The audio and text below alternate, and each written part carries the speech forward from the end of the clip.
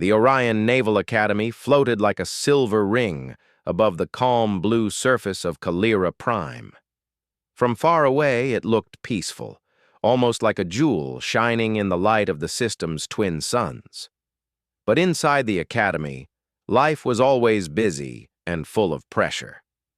Young cadets trained every day, hoping to become officers who would one day defend humanity among the stars. Among these, hundreds of cadets walked Lyra HFY, a girl who blended into the background so well that most people forgot she existed. She moved quietly, always careful with each step, as if she did not want to disturb anyone. Her uniform was always perfectly clean, her boots always polished, but she never drew attention to herself. She kept her head down, carried her datapad close to her chest, and mostly avoided conversation. The instructors noticed her, of course, but they saw nothing special. She attended every class, completed every assignment, and passed every exam. But she never spoke unless someone directly asked her a question. She never volunteered for anything. She never joined group activities. So the instructors added her name to the long list of cadets who were average, quiet, careful, nothing to worry about. Her fellow cadets believed she was simply shy. Some whispered that she was too nervous to take part in combat training. Others guessed she came from a peaceful farming colony and was not ready for hard military life.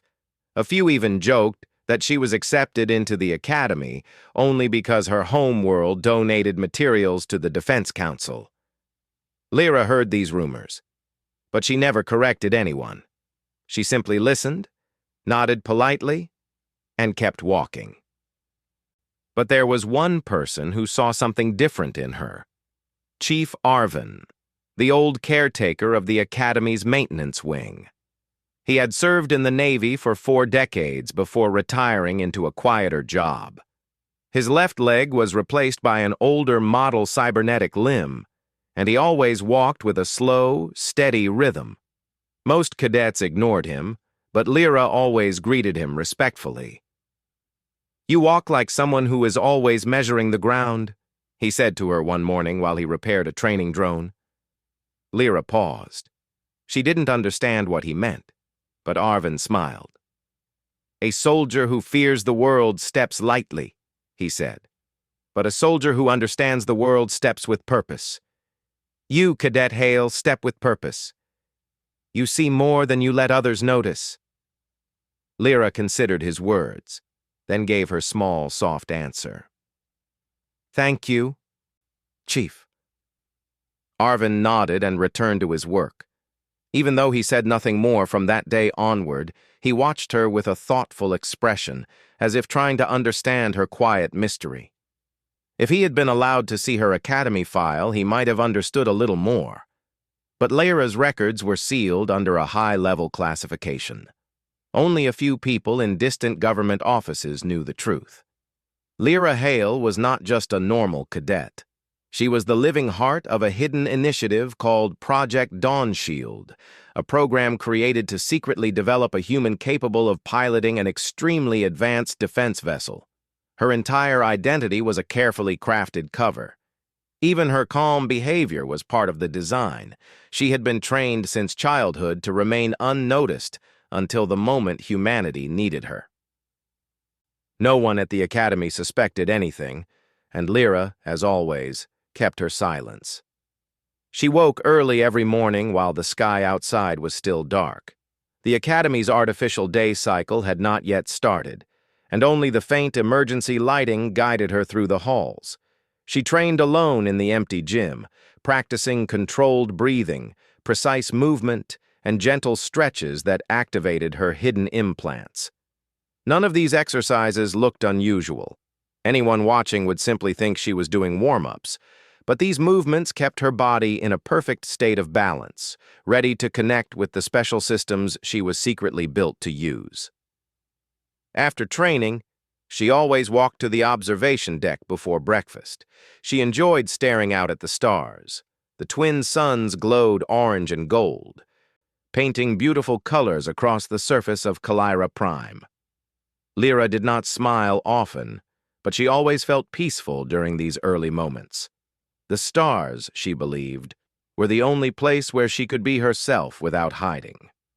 But peace never lasted long. As she stood near the transparent wall that morning, the academy began to wake. Cadets marched to their morning classes, instructors reviewed lesson plans, and the daily announcements echoed through the halls. Lyra turned quietly and joined the other cadets walking to the lecture room. She took her usual seat in the back corner. Commander Fenn, their strategy instructor, entered briskly. He always walked with strong, sharp steps that echoed through the room. He cleared his throat and activated the large display screen behind him.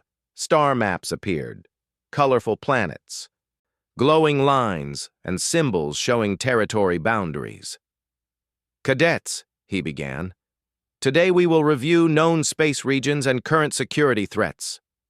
The room fell silent as he continued explaining possible dangers near human borders. The maps shifted, showing peaceful colonies, trading routes, and distant stars. Lyra's eyes tracked every symbol with calm attention. She memorized every detail without effort. Fenn noticed her for a moment. He often wondered why such a quiet cadet absorbed information so quickly, but he shrugged the thought away. Every year there were always a few students who preferred silence. A few hours later the class ended. Cadets stood, chatted, and walked out the doors in groups. Lyra waited for the room to clear before collecting her datapad. She stepped into the hallway, preparing for the next training session. But then, something unusual happened. A faint vibration ran through the academy's floor. Lyra paused. Another vibration followed, slightly stronger. Many cadets did not notice, but the instructors did. Several officers stepped out of their offices, talking urgently through their comm links. Then it happened. A loud, sharp alarm blasted through every hallway. "All cadets report to shelter stations immediately. This is not a drill." Cadets froze in shock. Some panicked. Others rushed in confused groups toward the marked shelter doors. The alarm repeated again, louder and more urgent. Chief Arvin suddenly appeared at the edge of the hallway, supporting himself on his metal leg. His normally calm face was filled with concern. "Move quickly!" he shouted to the cadets. "Do not waste time! Go!" The floor vibrated again. A distant boom echoed through the massive station, followed by a flicker in the lights. Lyra's heart beat once, slowly. She looked at the ceiling. She looked at the direction of the academy's outer hull. She sensed something coming, something fast and powerful. Around her, cadets pushed past each other in fear. Panic grew, but Lyra did not panic. She stepped aside and let others run by, her expression calm, almost too calm for the situation. The alarm changed to a harsher tone. "Unidentified vessel approaching outer perimeter. All defensive units on standby." Lyra's eyes narrowed slightly. She recognized this tone. She had been trained for this tone. Chief Arvin noticed her still standing. "Cadet Hale, go to the shelter." Lyra nodded politely. "Yes, Chief." But she did not move toward the shelter. She walked the other way down a quieter hall toward the restricted command hangar, a place no normal cadet had any business entering. Behind her, the academy shook again. Students cried out. Officers shouted orders. The alarms grew louder, echoing through every corridor. But Lyra walked with steady steps, quiet steps, purposeful steps, the same steps that Chief Arvin had noticed long ago. She reached the heavy security door of the restricted hangar. The door scanned her presence but did not open. A locked panel glowed red, indicating high-level clearance was required. Lyra slowly lifted her hand. Her fingers trembled, but not with fear, with recognition. Her palm pressed against the panel. For a moment, nothing happened. The red lights stayed red. The alarm kept screaming behind her. Then, a soft blue glow spread from the panel, expanding like a calm wave. "Access granted," The massive door unlocked with a deep mechanical sound. Inside the hangar, resting in silent darkness, was the one vessel humanity had built in complete secrecy. A ship meant for only one pilot in the entire galaxy, the Astra Veritas. Lyra stepped quietly inside as the hangar lights began to activate, one row at a time. She closed the door behind her. The outside world, full of noise and fear, faded away. In this quiet, hidden place, she no longer felt like a forgotten cadet. She felt like what she truly was. Humanity's final weapon, awakening for the first time. The heavy hangar door closed behind Lyra with a deep metallic echo, shutting out the noise of alarms and frightened cadets. Inside, the large chamber was quiet except for the soft hum of power lines running through the walls. Lights slowly brightened, revealing the smooth silver shape of the Astra Veritas, resting on its launch platform. Most people would not have understood what they were looking at. The ship did not resemble any standard design used by the human defense fleet. Its curves were too clean, its engines too compact, its armored plates too seamless. It looked almost alive, like it was made to sense and respond to its pilot with perfect unity. Lyra approached the ship with silent steps. She touched the surface gently with her fingertips. The metal responded with a soft warmth, recognizing her presence. A glowing line spread across the hull, forming a pattern only she had been trained to understand. For a moment, she simply stood there.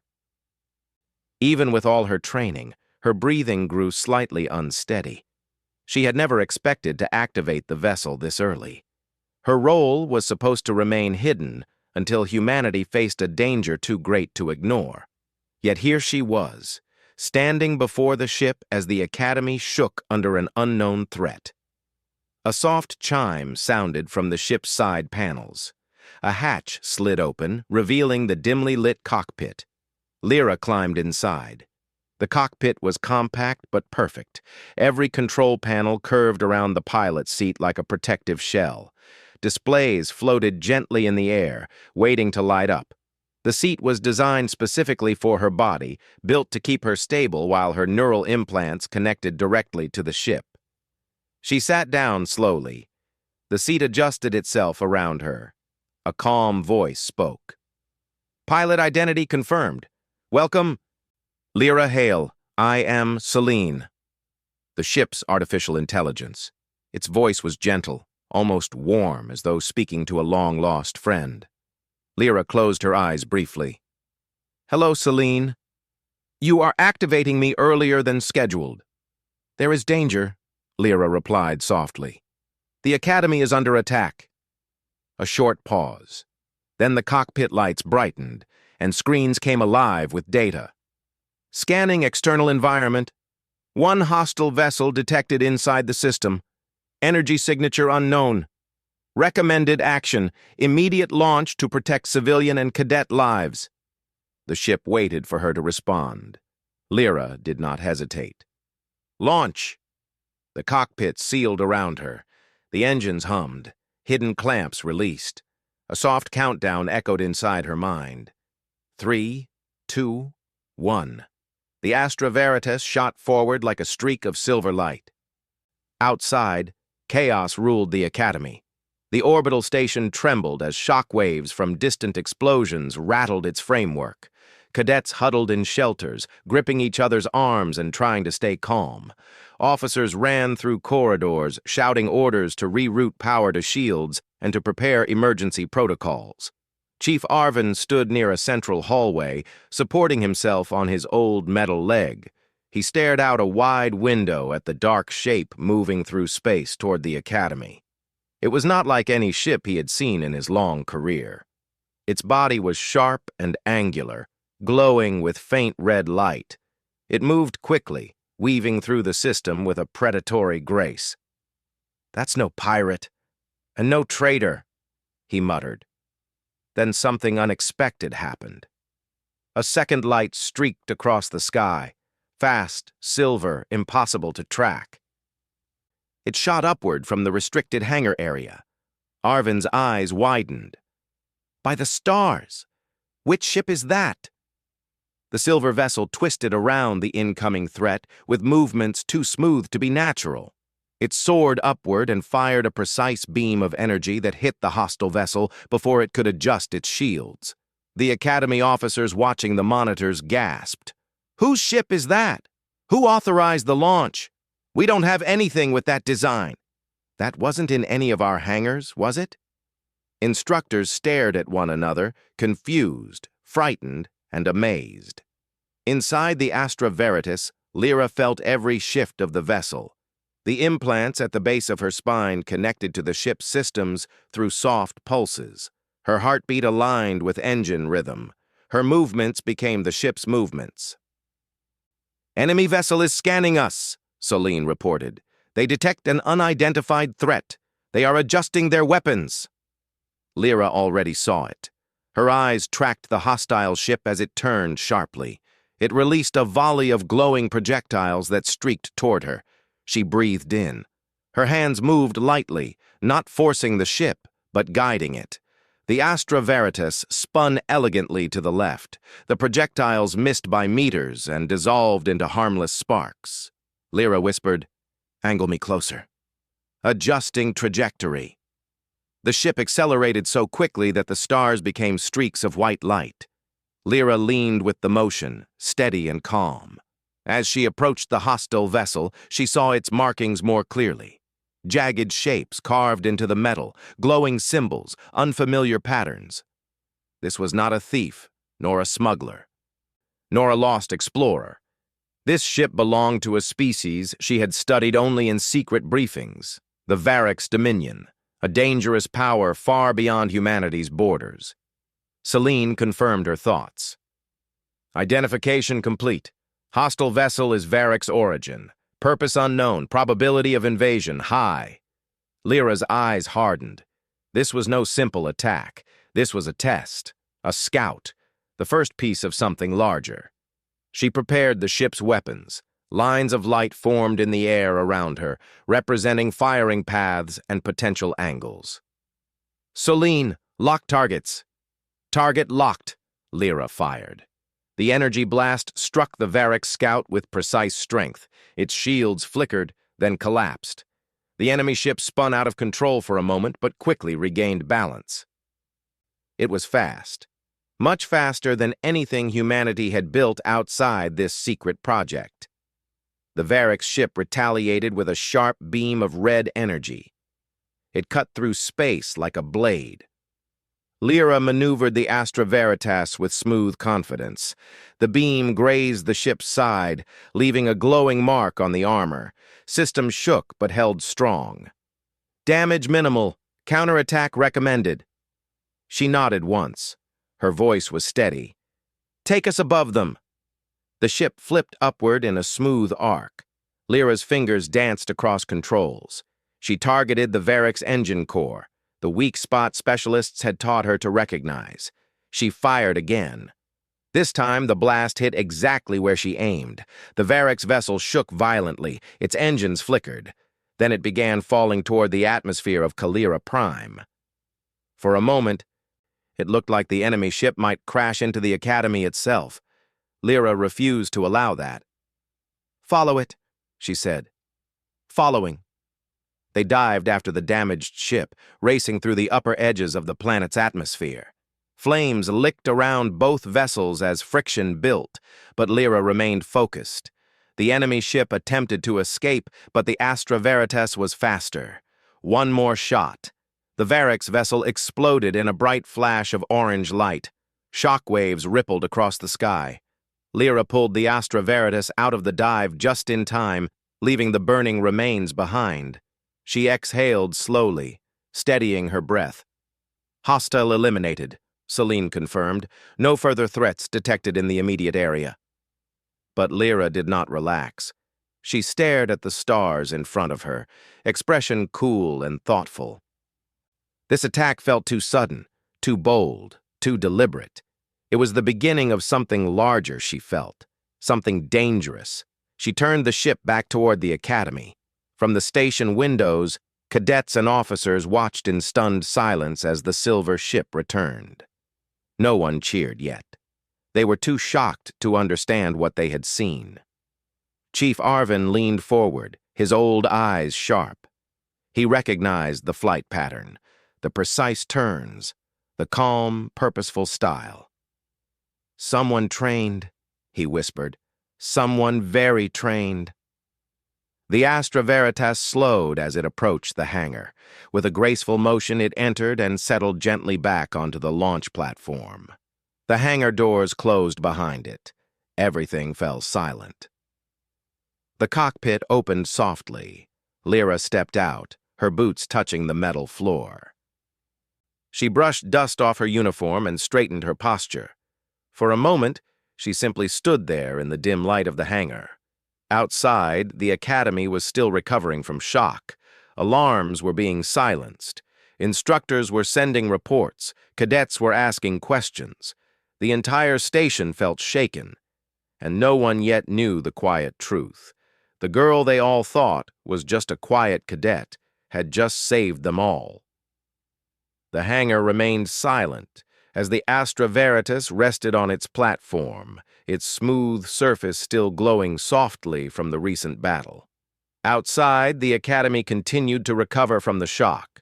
Officers rushed through hallways, cadets whispered in confusion, and alarms finally shifted from emergency tones to low-status signals. But inside this hidden chamber, Lyra Hale stood completely still.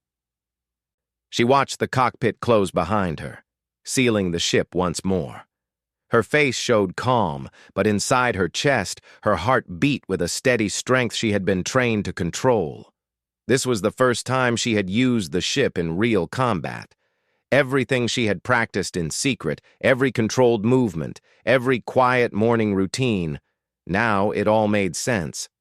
Celine's soft voice spoke from the ship's exterior speakers. "Pilot, your heart rate is elevated. You have handled the engagement well, but your body needs rest."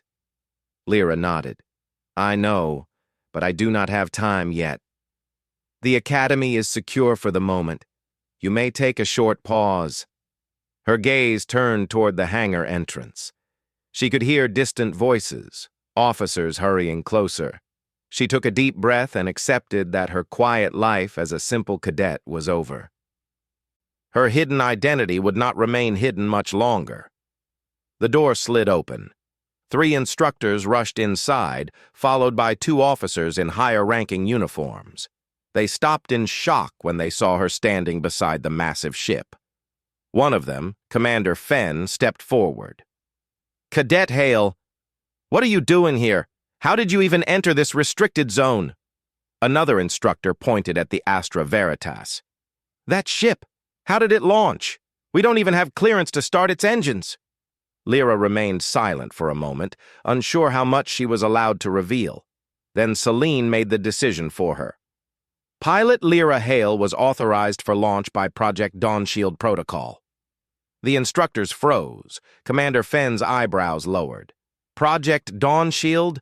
That program was canceled years ago. "It was never completed," Celine responded calmly. "Incorrect. Project Dawnshield was completed. The pilot stands before you." All the instructors turned their eyes toward Lyra, stunned. One whispered, "She was only a quiet cadet." Another shook his head. "No. She was placed here. Hidden." Chief Arvin entered the hangar last. His metal leg clicked softly on the floor. He looked at the ship, then at Lyra. Unlike the others, he didn't seem shocked. He seemed thoughtful. "I knew you walked differently," he said quietly. For the first time in many years, Lyra felt something unfamiliar stir inside her chest. A warm feeling she could not fully name. "Chief Arvin," she said softly. But she didn't get to say anything more. A deep rumble trembled through the entire Academy. Everyone snapped to attention. One of the officers tapped their comm link. "Report, what was that?" A voice responded through static. "Unknown energy wave detected outside the perimeter. We are scanning now." Lyra felt a chill run down her spine.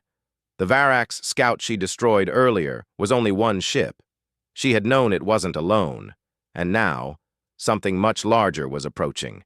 The lights flickered once, twice, then stabilized. An officer shouted, "All stations, prepare for system-wide alert!"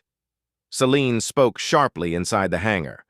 "Pilot, multiple Varax signatures are entering the system. Recommend immediate launch." Commander Fenn turned to Lyra, his earlier confusion replaced by determination. "Cadet!" "No." "Pilot Hale, is this ship truly meant for you?" "Yes," she answered without hesitation. "And can you fight what's coming?" "Yes." He looked at the officers.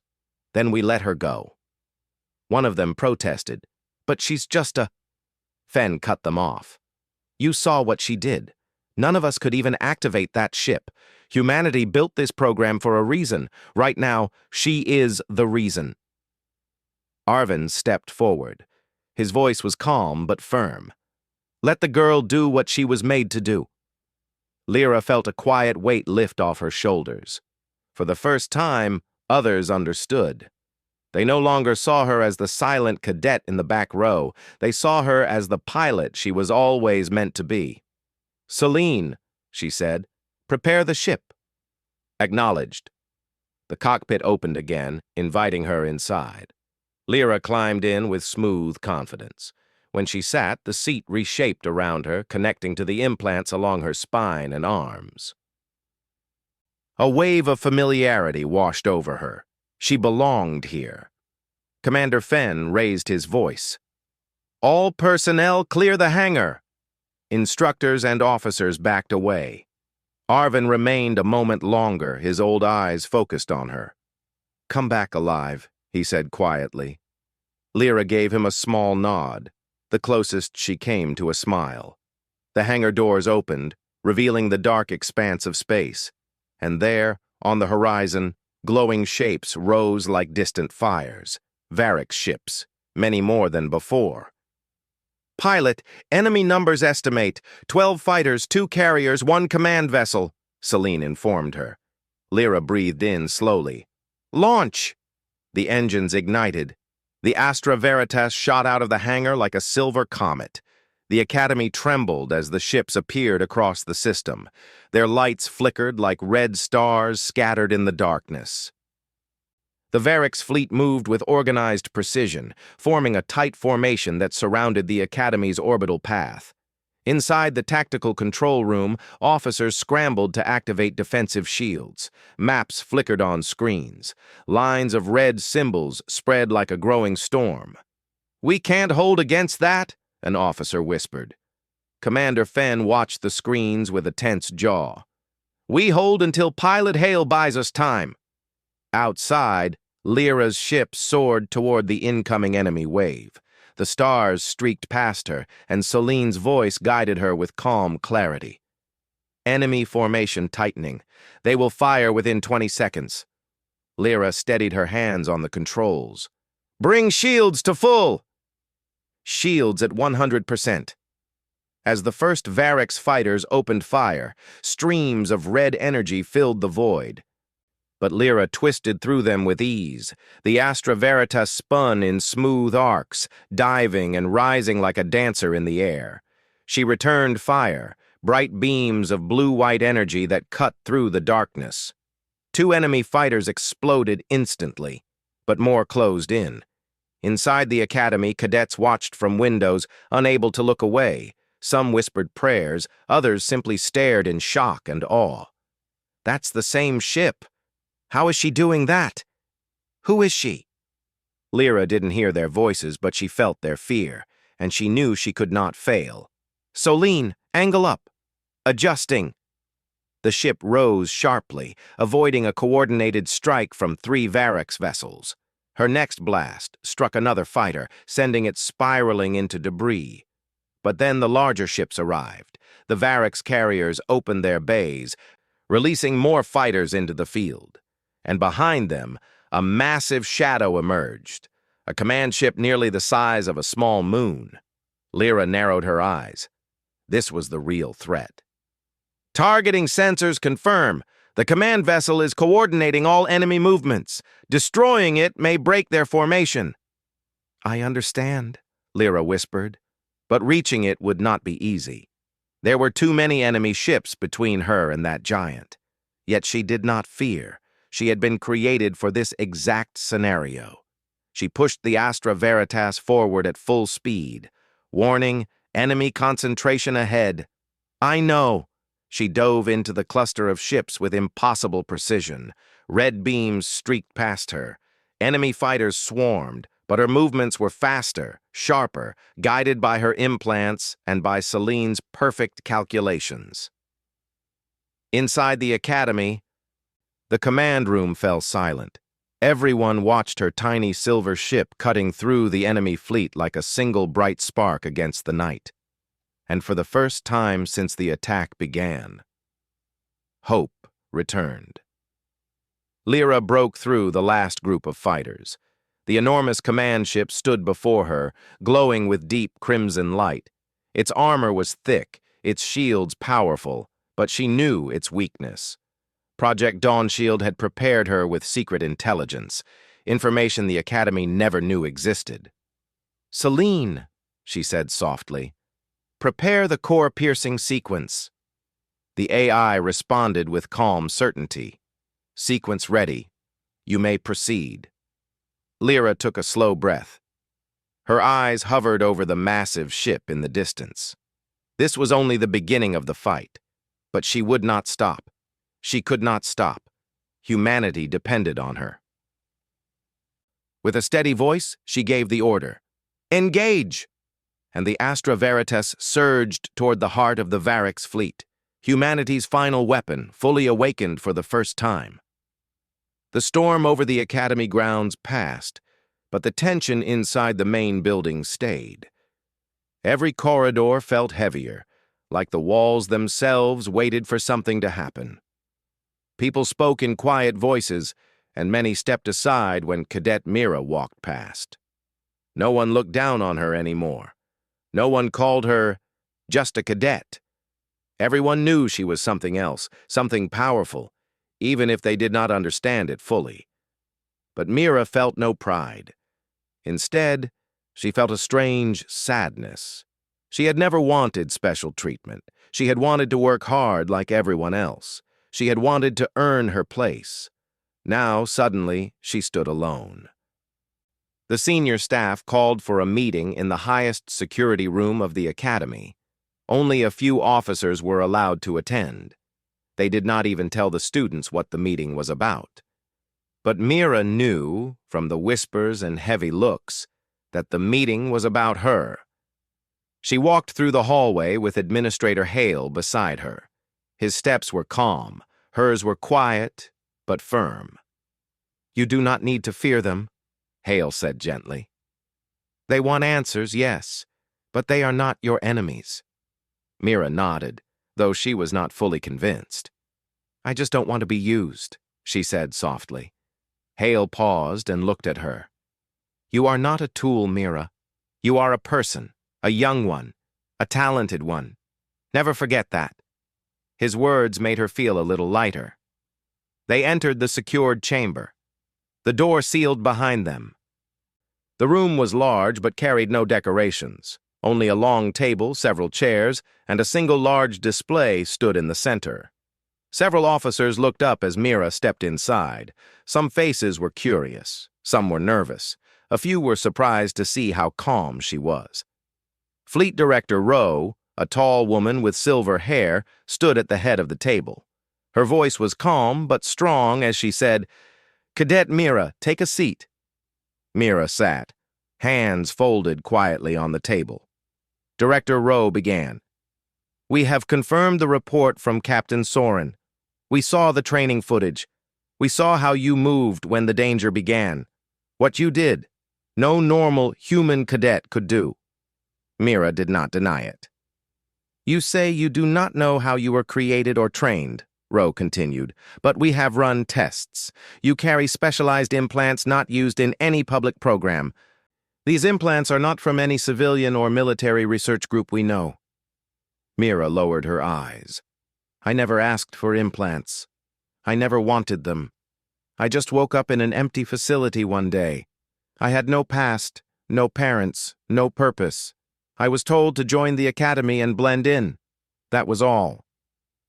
Silence followed. Administrator Hale spoke next. "We must be careful. If an unknown group created her for a purpose, we need to know what that purpose is." Director Rowe turned on the display. A map of deep space appeared. "We have recently detected unusual movements from the Thalcon forces," she said. "Their fleets are gathering. They are preparing for something large, something final." Mira looked at the map with a serious expression. She felt a strange, sharp pull inside her, like her mind recognized the map, even though she had never seen it before. Rowe noticed her reaction. "Cadet Mira, does this location mean something to you?" Mira hesitated. Her heartbeat slowed. The restraint inside her mind cracked a little. Images rushed forward, dim rooms, cold halls, people speaking behind glass, words repeated like commands. "You are not a weapon. You are a protector." She touched her forehead slowly. "I think I was trained for a mission, something connected to this region, something dangerous." One of the officers leaned forward. "Do you know what the Thalcon plan?" Mira shook her head. "Not clearly, but I know this. They have something old, something powerful, something they plan to use against humanity." Director Rowe exchanged a look with the other officers. "Then we cannot ignore this. We must prepare. Cadet Mira, you may hold the key to protecting us." Mira felt a chill. She did not want to be anyone's key, but she understood the truth. If she could help, she must help. She did not want anyone to suffer because she stayed silent. "I will help," she said quietly, "but I want to understand who I am. I want to know why I was made." Rowe nodded. "We will help you find those answers." The meeting ended, and Mira stepped out into the hallway with Administrator Hale. "We will begin a search for your origin," Hale said, "but for now, the Thalcon threat comes first." Mira nodded. "I want to help the Academy. I want to help the fleet. Please train me properly." Her voice was firm. Hale smiled softly. "Then we begin tomorrow." The next day. Specialized training. Mira woke early. The training grounds were silent except for the faint hum of morning drills on another field. She wore a special uniform provided by the Academy. It was reinforced but simple. No ranks, no badges. She liked that. She did not want anyone to treat her like someone important. Captain Soren met her on the training ground. He had the same calm energy as always. "This training will be different," he said. "You will learn to control your abilities, not simply react with them." Mira nodded. They began with movement drills. Soren studied every step she made.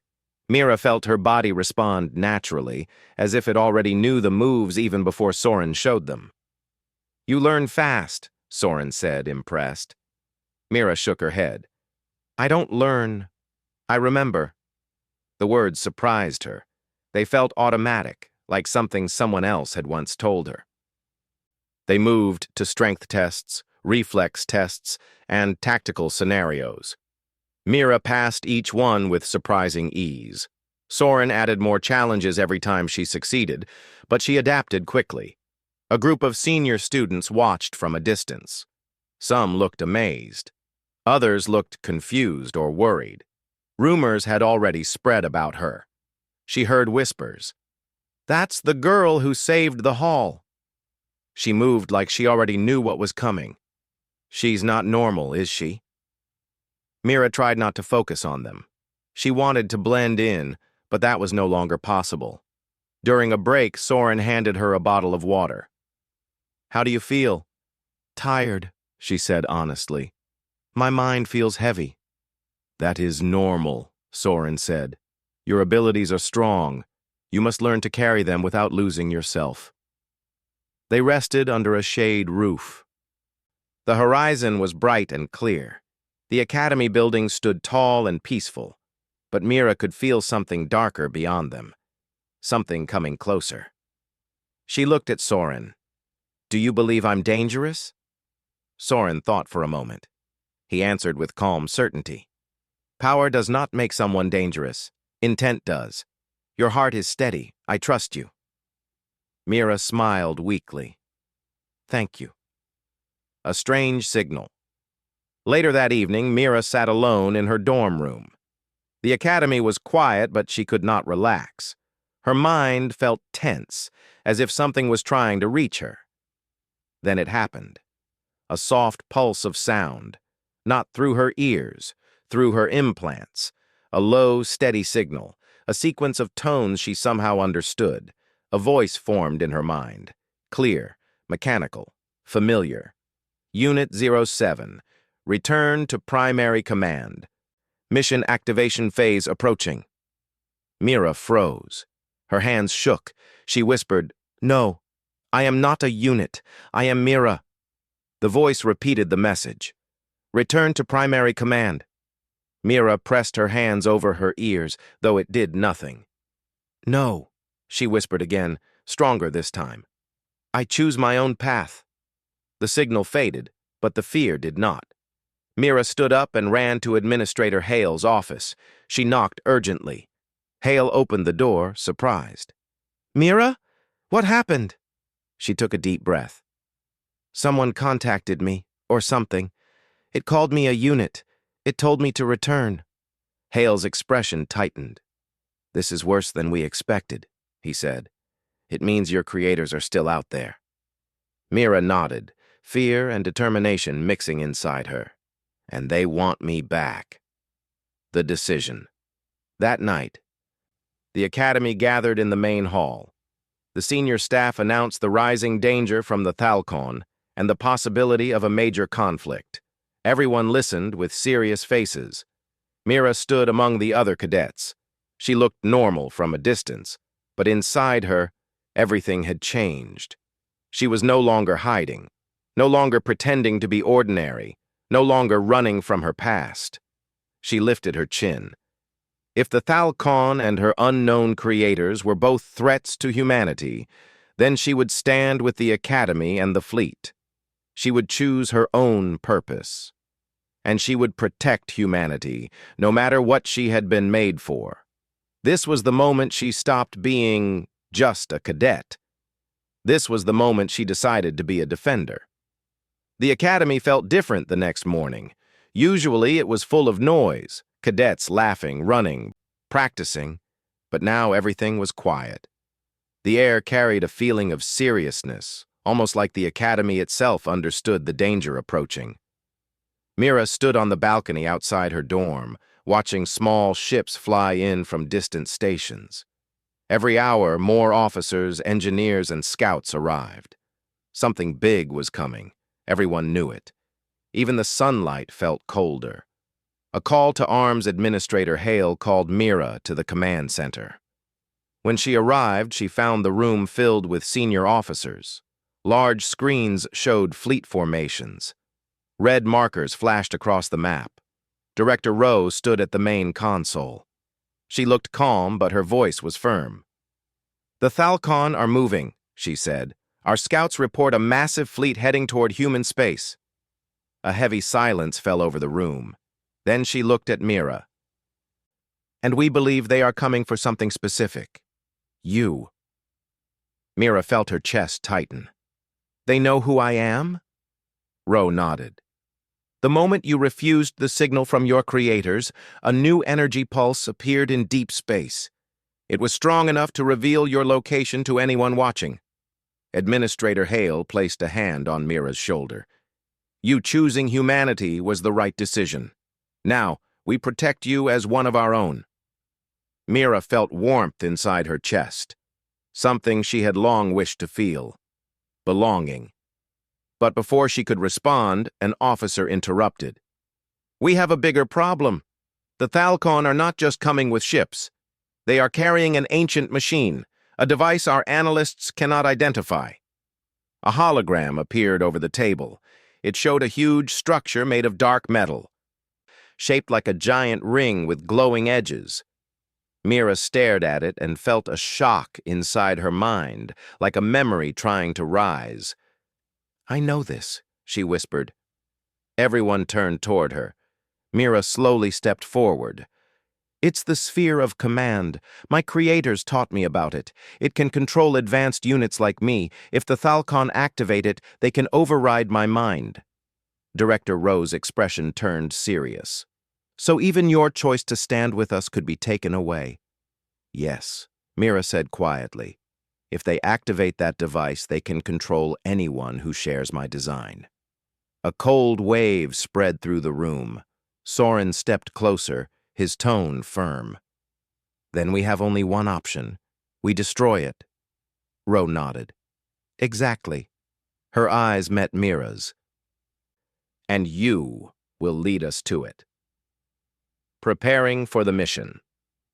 The Academy transformed into a launch center. Engineers prepared special equipment, pilots checked their ships, officers planned routes and strategies. Mira stood in the center of the preparation bay with Captain Soren and Administrator Hale beside her. She wore new armor, light, flexible, and shaped to support her implants. It did not make her look like a weapon. Instead, it made her look ready.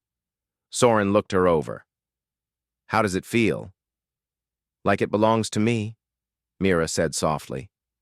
"And you belong to us," Hale added. Those simple words gave Mira the strength she needed. A transport ship waited for her team. It was not large, but it was fast and designed to avoid detection. A small squad would join her, cadets and officers she trusted. As Mira stepped toward the ramp, she felt a familiar voice inside her. "You are not a tool. You are a protector." It was not a command. It was a memory. A warm one. Maybe someone kind had once cared for her during her creation. Maybe they had wanted her to have a future of her own. Now she would make that future real. Into the void. The transport ship left the Academy and broke through the atmosphere. Stars filled the windows as the ship entered deep space. Mira sat near the front, watching the darkness with calm eyes. The squad around her spoke softly. "We're really trusting her to lead us?" "Of course. She saved the Academy." "She's strong, but she's still a girl." Mira did not react.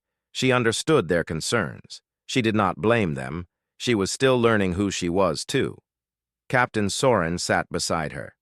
"Do not worry about their doubts." "You earned your place here." Mira nodded. "I know, but I don't want them to fear me." "They don't fear you," Soren said. "They fear the unknown. Once they see you fight for them, that fear will fade." Mira rested her hands on her knees. "I just hope I can choose my own path." "You already did." The sphere awakens. Hours later, the ship reached the deep space region shown in the reports. The stars here felt strange, flickering faintly as if disturbed by some great power. Then the sensors beeped. "There!" an officer shouted. The giant ring-like device floated in the darkness, turning slowly. Its glowing edges pulsed with energy. Dozens of Thalcon ships surrounded it like guards protecting a treasure. But when Mira looked at it, she felt something else. A pull, like invisible strings trying to reach inside her mind. A voice echoed faintly. "Unit 07, obey." Mira clenched her fists. "No, I am not your unit." The voice grew stronger. "Return, connect, serve." Soren saw her struggle. "Stay with us, Mira." Mira took a deep breath. Her implants hummed, but she pushed back with her own will. "I choose humanity," she whispered. The signal weakened. The device seemed to react, glowing brighter. "They're trying to force a connection," Mira said. "We have to stop them now." The battle begins. The transport ship launched small fighters. Mira's squad prepared weapons. Soren led the tactical team while Rowe commanded remotely through a secure channel. The Thalcon ships moved quickly, forming a wall in front of the device. "Stay behind cover," Soren called. But the Thalcon were not shooting to destroy. They were trying to surround Mira's ship. trying to capture her. Mira felt their intention through the signal. "They want me alive," she said. "They need my code to activate the sphere fully." "Then we keep them away from you," Storym replied. The squad defended the ship bravely. Energy blasts lit up the darkness.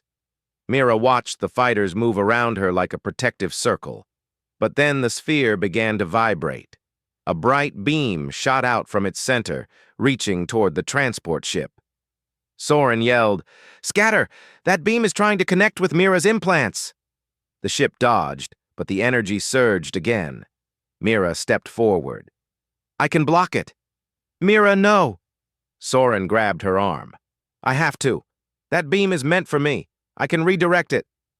Her eyes glowed faintly, not a frightening glow, but a controlled one. She raised her hand, not in fear, but in determination.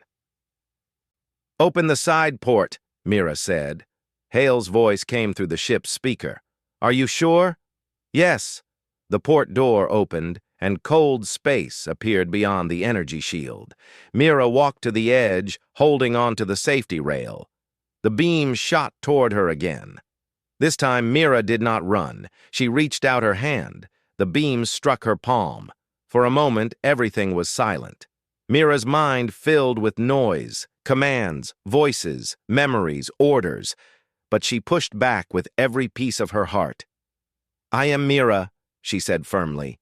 "I choose my life. I choose humanity. I choose freedom." The beam trembled. Then, surprisingly, it bent away. Like a river changing direction, it flowed back toward the sphere. Mira had redirected it. The sphere flickered violently, overloaded by its own returning energy.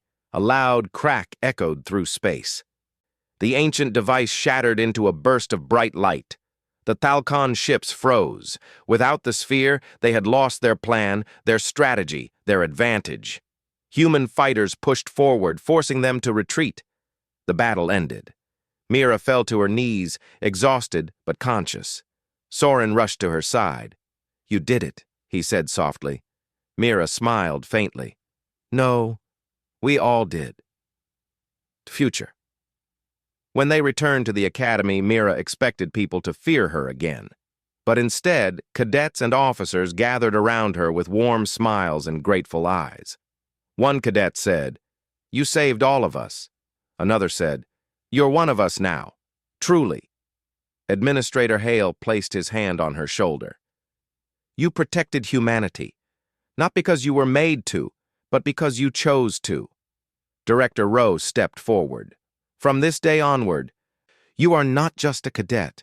You are part of our command, a symbol of hope, a reminder that humanity creates its own future." Mira stood tall. She no longer felt like an empty project or a lost creation. She felt human. She felt free. She felt ready for whatever came next. They once thought she was just a cadet, but she had become something far greater. She had become humanity's final weapon, one built not from metal or code, but from courage, choice, and heart.